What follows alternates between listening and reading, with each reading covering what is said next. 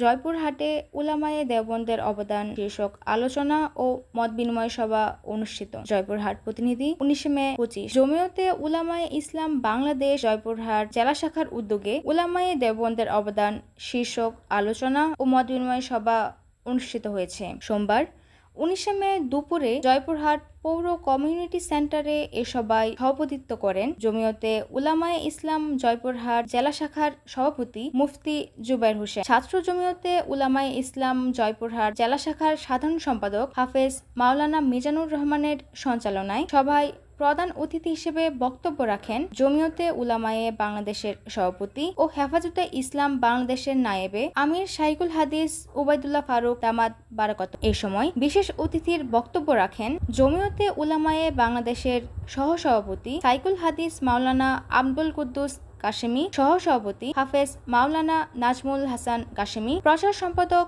মুফতি ইমরানুল বারী সিরাজি, সাংগঠনিক সম্পাদক মাওলানা চৌধুরী নাসির আহমদ, জমিয়তে উলামায়ে ইসলাম জয়পুরহাট জেলা শাখার সাধারণ সম্পাদক হাফেজ মাওলানা বুরহানুদ্দিন, সহসভাপতি মাওলানা জুবায়ের হাসান, সাংগঠনিক সম্পাদক মুফতি জুবায়ের মাহমুদ, যুব জমিয়তের সভাপতি হাফেজ ইব্রাহিম সবুজ, জেলা ছাত্র জমিয়তের সভাপতি মাওলানা রাজিবুল হাসান। আলোচনা সভায় প্রধান অতিথি তার বক্তব্যে বলেন, বাংলাদেশের মানুষ যতক্ষণ না উলামায়ে দেওবন্দের আদর্শ ও কর্মসূচি গ্রহণ করবে ততক্ষণ পর্যন্ত এদেশের মানুষের শান্তি, নিরাপত্তা ও স্বাধীনতা সার্বভৌমত্বের সংরক্ষণ হবে না। আর এছাড়া বিকল্প কোনো পথ নেই।